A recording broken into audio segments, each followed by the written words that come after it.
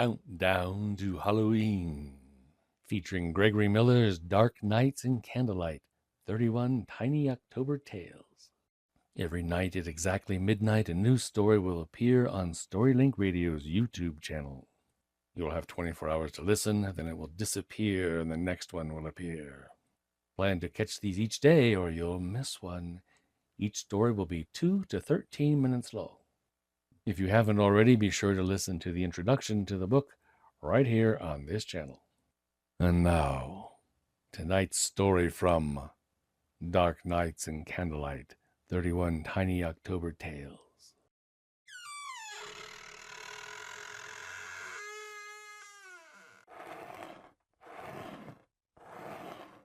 October 25, the escape. Old Tom Bandersky had run the corn maze at the Autumn Festival for over 40 years. Our small-town miners' folk really drew the crowds those 4 October weekends of the year. Always had, since the corn maze was one of the biggest and best in western Pennsylvania.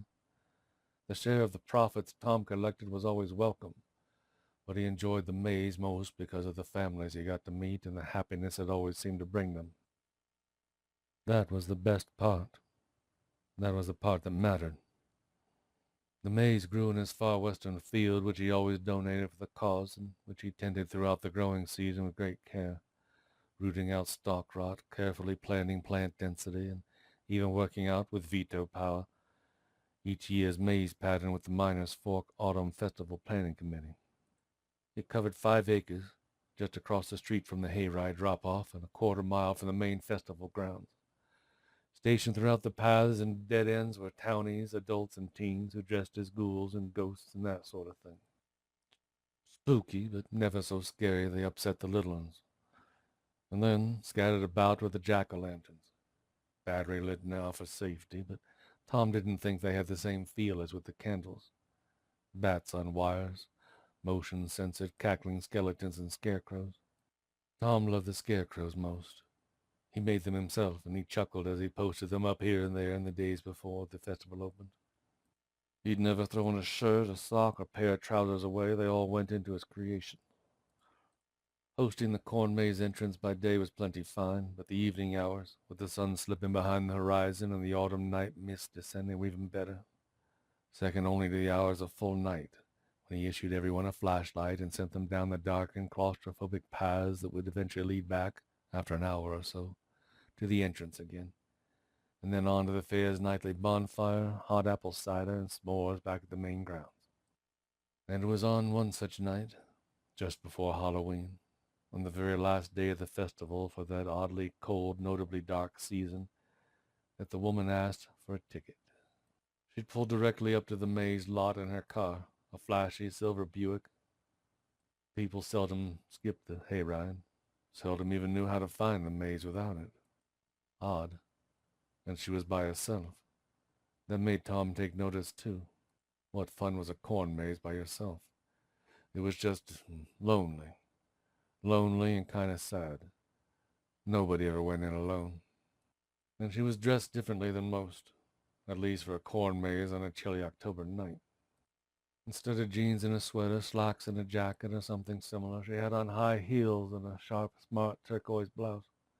The kind of thing a lady wore to an expensive dinner or some other kind of big night out. And her hair was made up nice and her makeup was picture perfect, but for where tears had obviously smeared it on her lower lashes and a big livid welt the size of a man's hand had taken some off her left cheek. "Miss," said Tom, "can I help?" "1 ticket for the maze," she said, fumbling with her purse. "Why, sure, that's $3, but—" "Is the maze as big as it used to be?" "Huh? Well, I expand it a bit every year, so whenever you were last here, I guess it's bigger still now, yeah." "That's fine, just fine." A wallet emerged from her purse. She unzipped it, and then almost to herself she added, "I can get good and lost." "Ma'am, miss, are you in trouble?" The lady laughed shrilly. "I guess I am, but I'll be fine in there. I used to come here when I was little. I always thought it was magic. It felt magic. Well, we'll see. I love getting lost in it, and now I need to get lost? She eyed the entrance, marked off with hay bales and jack-o'-lanterns. Hell, I'd be happy to get lost in there forever. She counted out 3 singles. I can help, Tom said. You are helping. She handed over the cash. Husband? He said, taking reluctantly. Boyfriend? This time her laugh was almost hysterical. Not for long. Not ever again. Tom had seen this before, more often than he cared to consider. There had been a time in the steady years of his middle age when he would have left it at that. The time had slowly changed Tom. Now nonchalance toward the suffering of others wearied and frustrated him. He had no patience with it. Just tell me what I can do, he said to her. I won't let nobody hurt you. Nobody will, she said. That's over now. But thank you.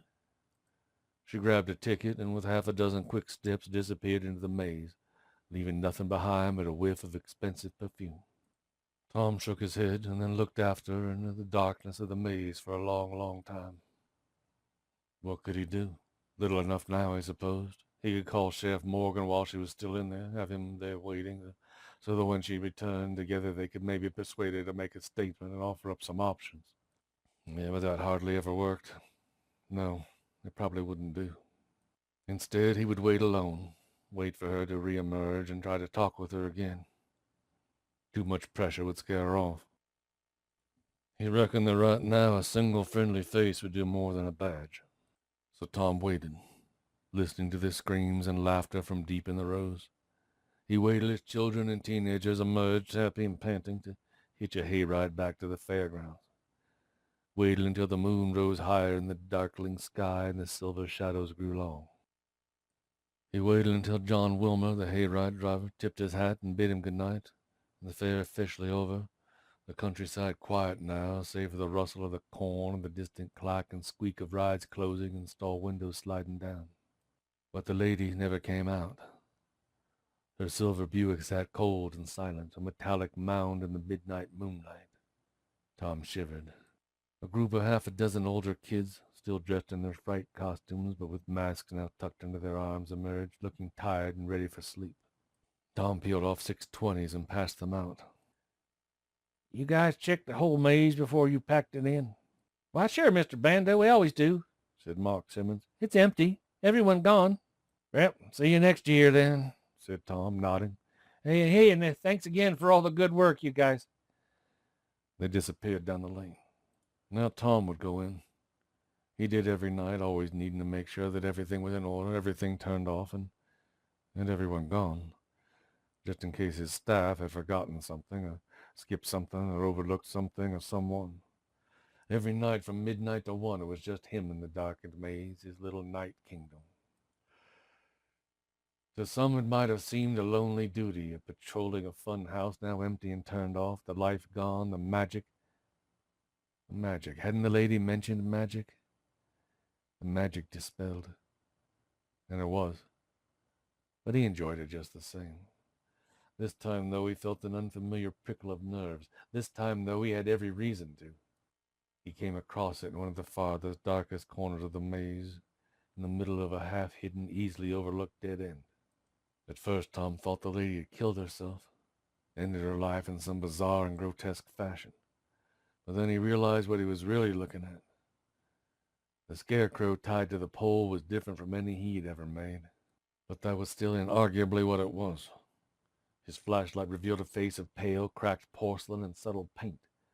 Its limbs were of tightly wound straw and rushes. Its eyes stared down at him like a mirrored glass, and it was wearing high heels and a sharp, smart turquoise blouse. The kind of thing a lady wore to an expensive dinner or some other kind of big night out. A feeling of creeping, almost intangible dread settled upon him like a clammy dew. His heart quickened. A thin moan escaped his throat. Suddenly this dark, far isolated corner of his dark, far isolated field was the last place Tom wanted to be. For the first time since his childhood, long decades before, Tom Bandersky ran in fear. On the way out, at first far behind, but soon gaining ground, he heard the tramp of footsteps, the rustle of corn, and laughter, hollow, distorted, but inarguably real. That in one word. It is that word, more than anything else, that has left Tom Bandersky in a state of uncertainty about the future of his famous Miners Fork Autumn Festival corn maze. The police interviews are long over, the search party is long gone, the silver Buick long towed away, and the public interest in the missing person long faded, and the stalks of the maze itself long cut. But that one word, spoken just inches from his ear as he staggered out of the maze on the verge of nervous collapse, is still vivid, fresh, and very much with him. Magic. The cold wind had whispered in the voice of the woman. You've just heard tonight's story from Dark Nights and Candlelight, 31 Tiny October Tales from author Gregory Miller. You can get this book right now on Amazon at the on-screen link, and Kindle Unlimited users can borrow a copy of the book for free. You can learn more about Gregory Miller and his many amazing books and projects at his website, On Screen. If you have not already, be sure to listen to our event video here and visit our event website to learn all about our upcoming events. Remember to come back after midnight for our next tale. Oh, and don't forget to hit the subscribe button for StoryLink Radio.